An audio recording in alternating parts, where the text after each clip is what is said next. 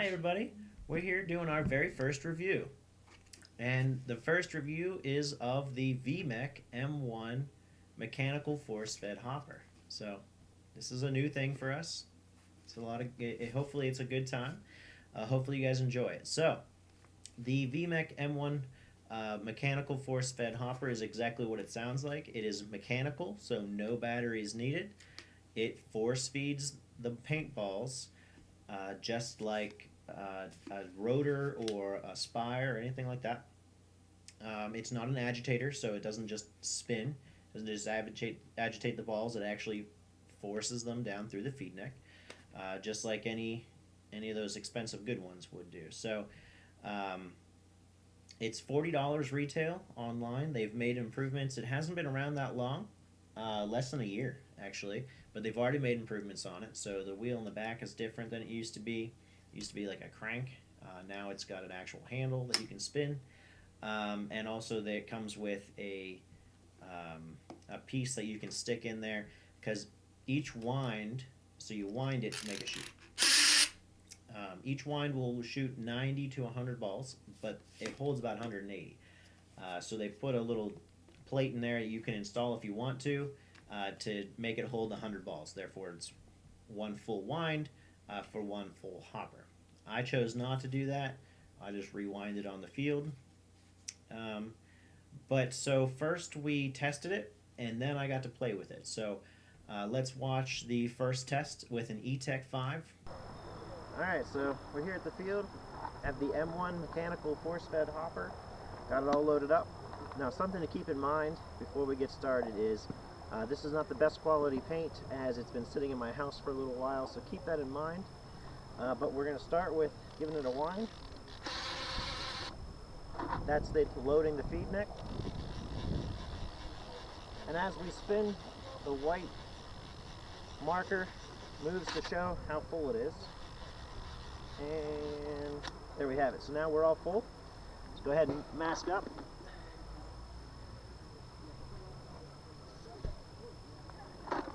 And let's see how it does.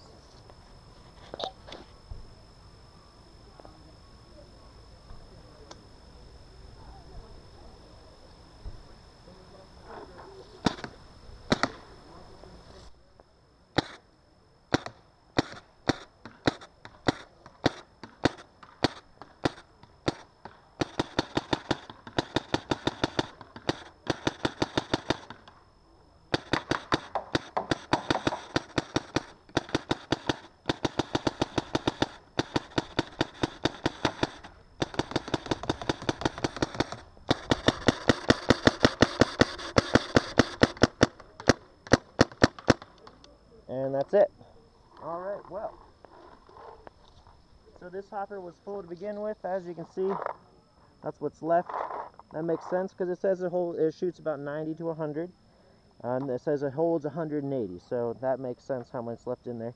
So we're going to fill it all the way up, and then I have this set to NXL standard, so 10.5.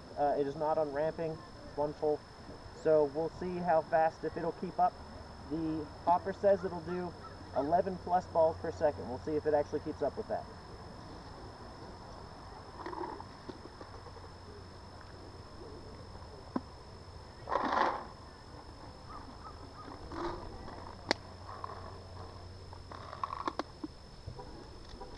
Wind it back up first.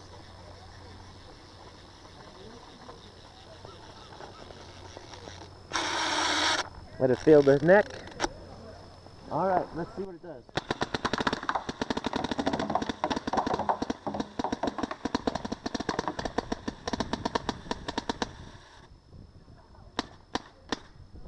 Well, we got about halfway through there, and too dirty to continue. Let's see if we can squeeze it out and see what happens. Woo!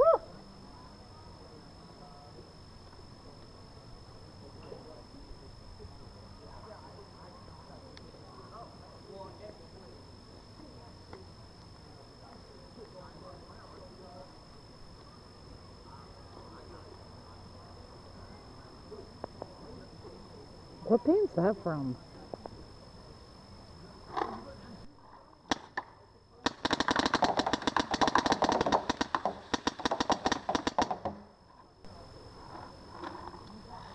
So, I don't know if I chopped or if the hopper didn't keep up with the rate of fire.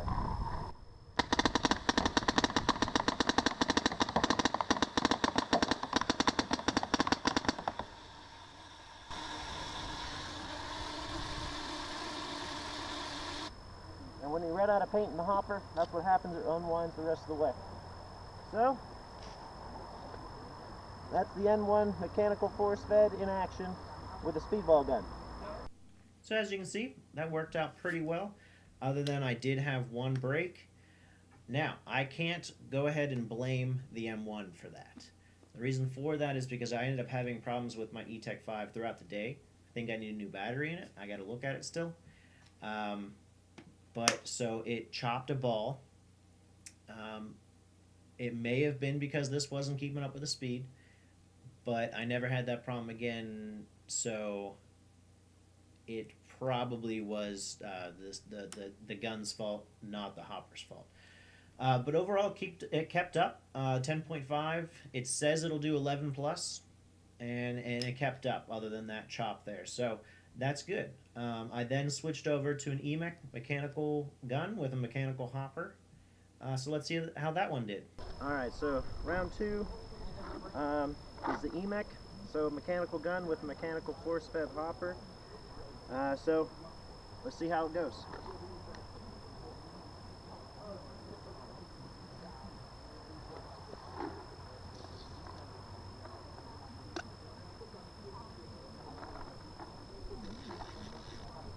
Something to keep note of is the hopper moving as I spin it. That's because my feed neck is too loose right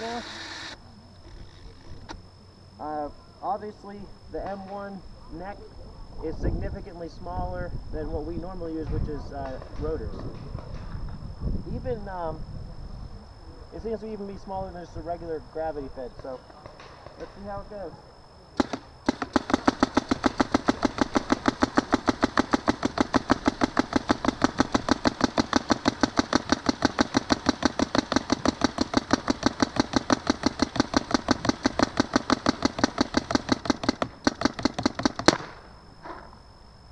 So no brakes, no problem at all with that one. Wind it back up and see what shots we have left here. Let it feed the neck.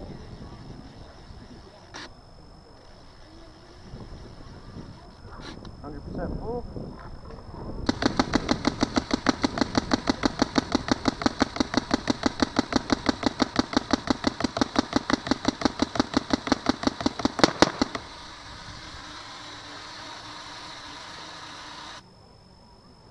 There you have it with mechanical force head hopper M1 with the mechanical VMech. So works a little better than the speedball gun, but you know, I was shooting a little slower obviously too. So take that for what you have, and I'll see you back at the house. So that one much better than the E-Tech 5. Had no problems with it keeping up with the VMech. You know, it keeps up with the speed and looked good. So I then went out to play with it. I played a few rounds with the E-Tech 5, played a few rounds with the VMech, just to feel the difference on how it went.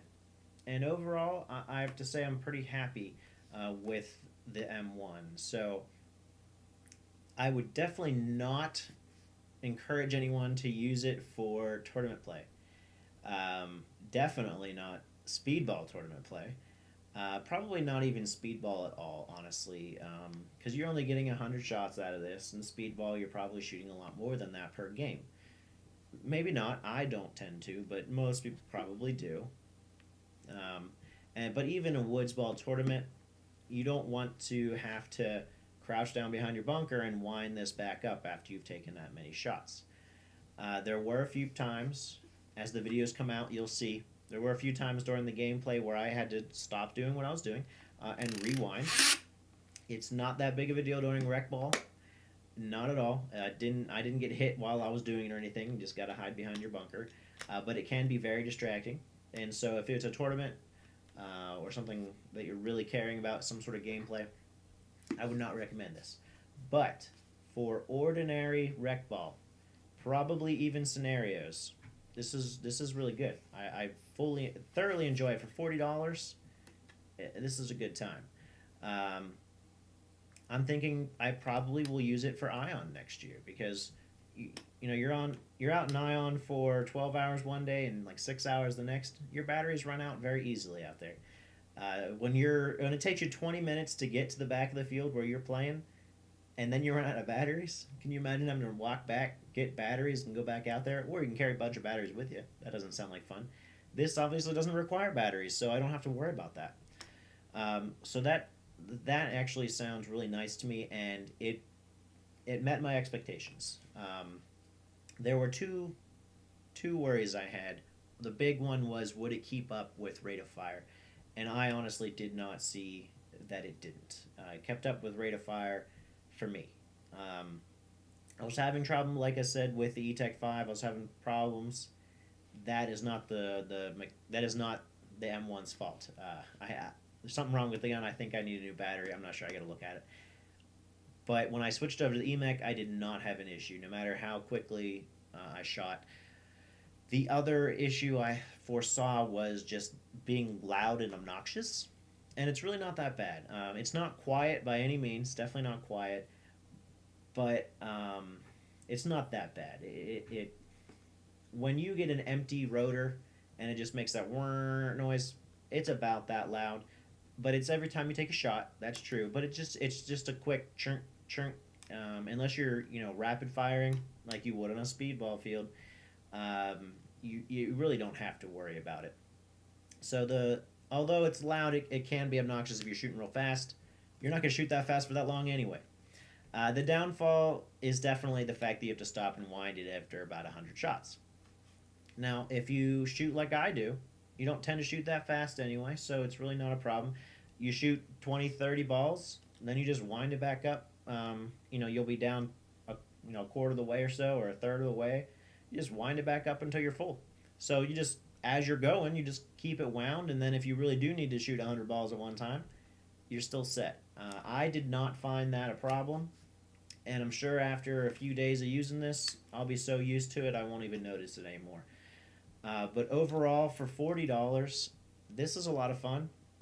I would actually encourage people to get this because about the same price is a Revolution, a JT Revolution, which is it requires two 9-volt batteries and it's an agitator, so it's what you'd use for a mechanical marker, and it just shakes the balls in there much like you would actually shaking with a gravity-fed hopper. So it definitely works. It's great, but this is the same price, and it, in my opinion, works better. So definitely V1 mechanical or VMech M1 mechanical hopper. I like it, and I encourage you to go get one. $40. So guys, if you liked this review, don't forget to hit like, subscribe if you haven't already. Let me know down in the comments two things. One, if you want to see more reviews, if you like this and you want to see more. And secondly, if you've used one of these, tell me about it. Tell me how you think of it. Did you like it? Did you dislike it? If you dislike it, send it to me. I'll take it. A-Dog still needs one. So guys, I will see you tomorrow live, and then next week for a new video. Have a good one.